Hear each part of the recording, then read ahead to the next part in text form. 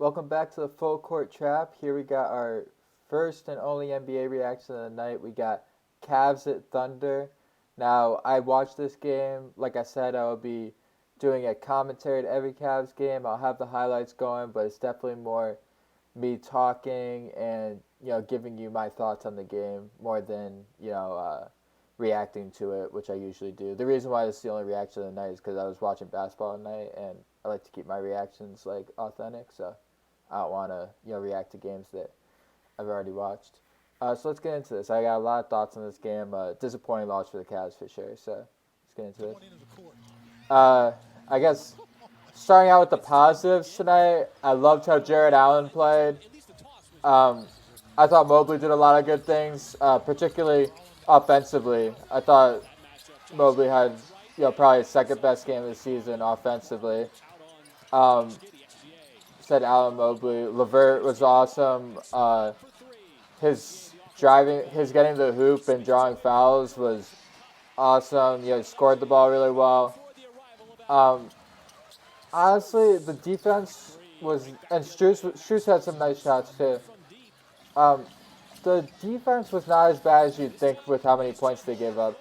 Now that leads into what I think were the negatives tonight, which were turnovers. Garland really set the tone with those turnovers. He had 9 of them. I think 5 in the first quarter. It was bad. I understand he's still recovering from his hamstring injury, and those things can take a while. But I mean, Garland has to be better. But dude, Allen, the way Allen was attacking tonight was so awesome. Then, unfortunately, the other member of the starting backcourt, Mitchell, was not much better tonight. It was just a bad night shooting, but it also felt like a lack of effort at times, too. One play for Mitchell that specifically bothered me tonight was he had a fast break and kind of just walked it and then threw up a bad layup that missed rather than just take it to hoop and score, which we know he can do. We know he can do. So it's a very disappointing game from the backcourt, and defensively it didn't feel like they put in much effort either. And I know they'll be fine. I'm not too worried about them, but definitely far from their best game.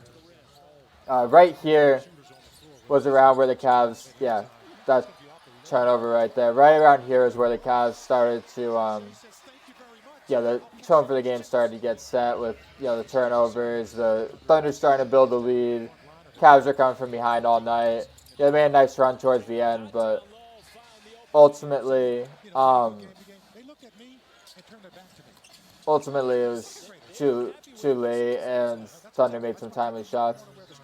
The thing I didn't mention, though, with the defense, so I thought, the interior defense was pretty good. The perimeter defense was awful tonight. They gave up a lot of threes. People will say, oh, the Thunder got hot from 3. It happens, but so many open threes.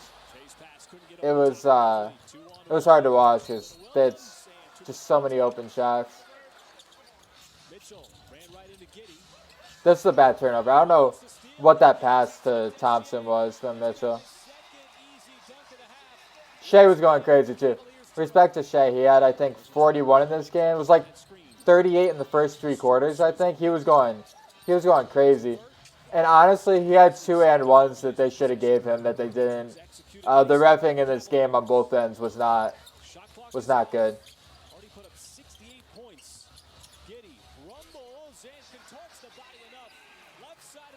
But yeah, going forward, I'm not going to say I'm worried about the Cavs yet. There's so much talent on this team, and we've seen them play well together, play really well together before.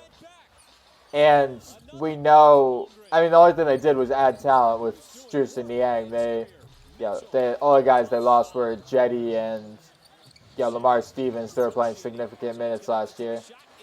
And those weren't players that made too big of a difference.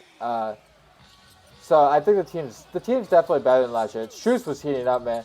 If Strus could shoot like this more often, it'll be awesome. I think did he have another one here? No.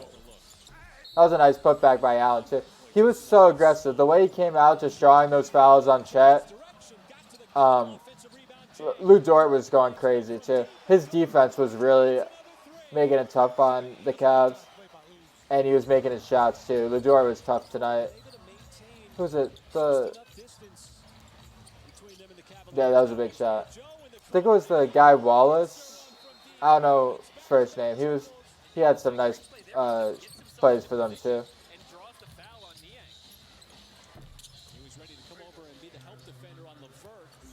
Short of the two front court defensive players every year of his career. Now in year number 6, 33 points.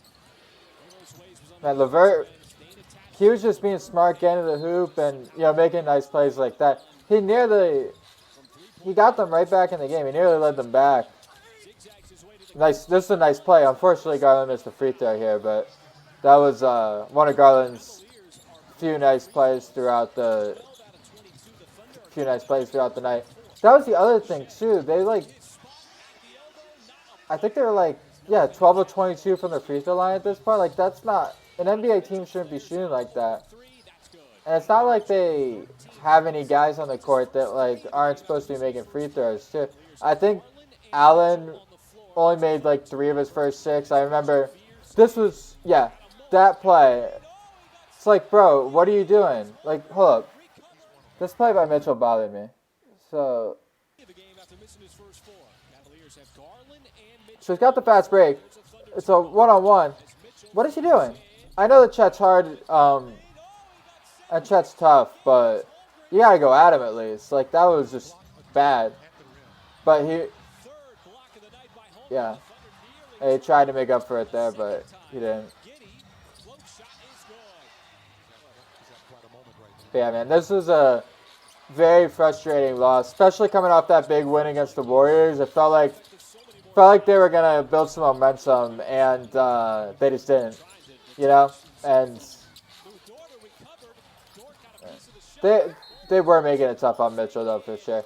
I like the thing Mobley was doing tonight.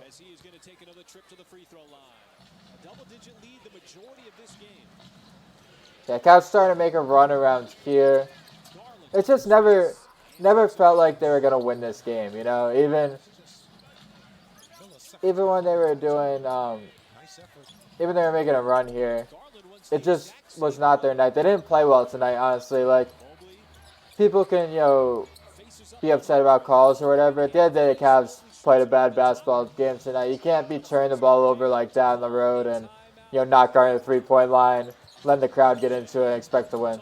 This is a big 3 by Williams. Really big 3. I mean, Chet is tough. Yeah, nice slabs there.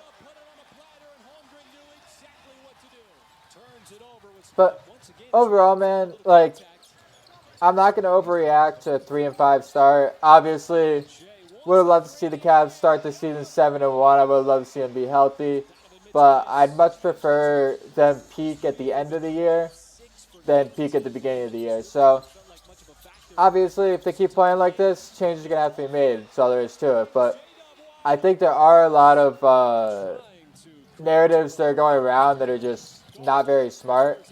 For example, I was having a conversation with this guy who said that Jarrett Allen needs to be traded. Now, this has been a popular narrative in the offseason that Allen needs to be traded. After watching the Cavs so far this season, I don't know how you could believe that. Because dude was saying that, the shooting was what killing them.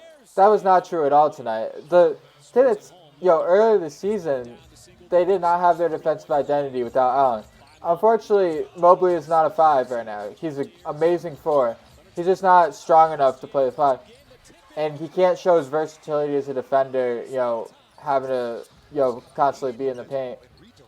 With Allen out there, he's gives them the defensive identity. He's tough on the glass.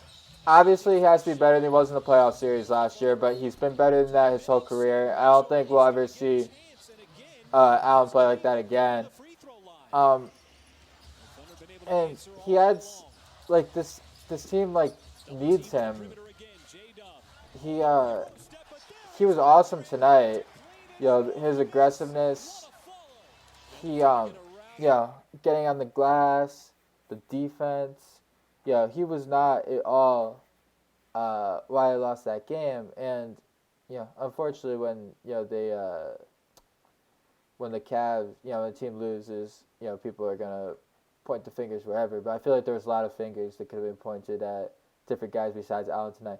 The other thing I didn't mention throughout the video, which was a big part of this game, was Okoro needs to get back because Okoro would have been the perfect defender for the way Shea plays. He's a more aggressive defender.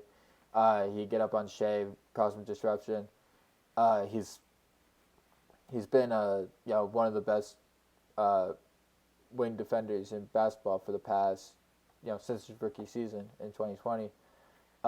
Definitely another guy that the Cavs fans gave way too much heat to in the offseason. He's been awesome so far. I think he's shooting 40% from three so far. Obviously not crazy attempts. I think I was going with my friend over. I think it was 2.5 attempts a game, but his three, it just looks smoother. He's got more arc to it, and the defense, his defense is so valuable out there.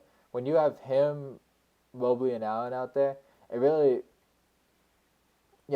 despite Mitchell and Garland's, height, because they're, they're not bad defenders. Just with the size difference, it makes it hard for them. But with Okoro out there, you got three elite defenders out there. The defense is going to be great regardless. So I'd love to see Okoro get back. But yeah, overall, a disappointing loss for the Cavs.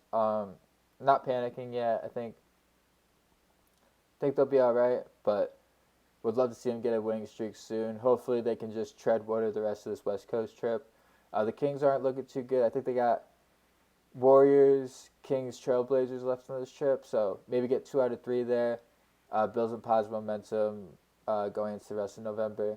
But yeah, thank you guys for watching. Please make sure to like, comment, and subscribe, and I'll see you on the next video. Peace.